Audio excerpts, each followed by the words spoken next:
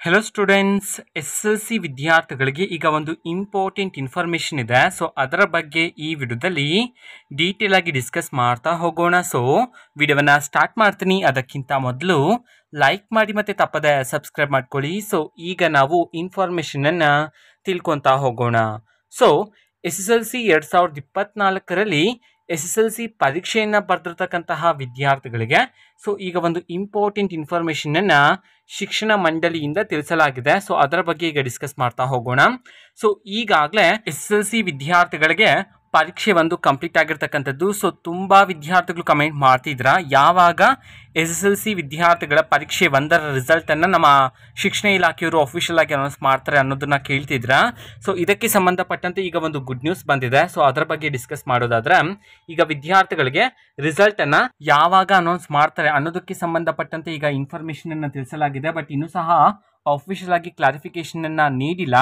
But ಸದ್ಯಕ್ಕಿರ್ತಕ್ಕಂತಹ ಮಾಹಿತಿಯ ಪ್ರಕಾರ ಇದೇ ತಿಂಗಳು 10ನೇ ತಾರೀಕಿನಂದು ಎಸ್ ಎಸ್ ಎಲ್ ಸಿ ವಿದ್ಯಾರ್ಥಿಗಳ ಫಲಿತಾಂಶವನ್ನು ನಮ್ಮ ಶಿಕ್ಷಣ ಇಲಾಖೆಯವರು ಪ್ರಕಟಣೆ ಮಾಡ್ತಾರೆ ಅಂತ ಹೇಳಿ ಈಗ ಮಾಹಿತಿ ಇದೆ.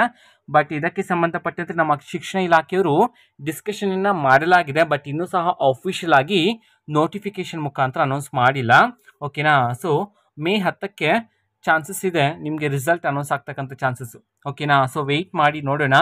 ಸೊ ರಿಸಲ್ಟ್ ಡೇಟ್ ಹತ್ರ ಬಂದ ನಂತರ ನಮ್ಮ ಶಿಕ್ಷಣ ಇಲಾಖೆಯವರು ಅಫಿಷಿಯಲ್ ಆಗಿ ವಿದ್ಯಾರ್ಥಿಗಳಿಗೆ ಇನ್ಫಾರ್ಮೇಷನ್ ಅನ್ನ ತಿಳಿಸ್ತಾರೆ. ಸೊ ನೀವಾಗ ತಿಳ್ಕೊಬೋದಾಗಿರುತ್ತೆ.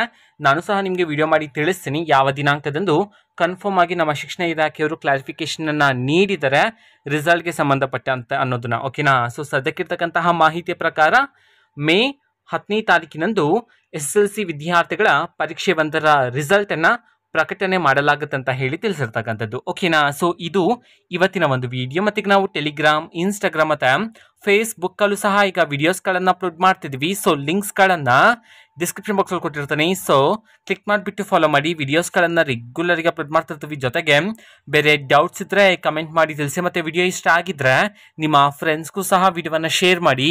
All the best. Thank for watching. All the best. Thank you. Bye.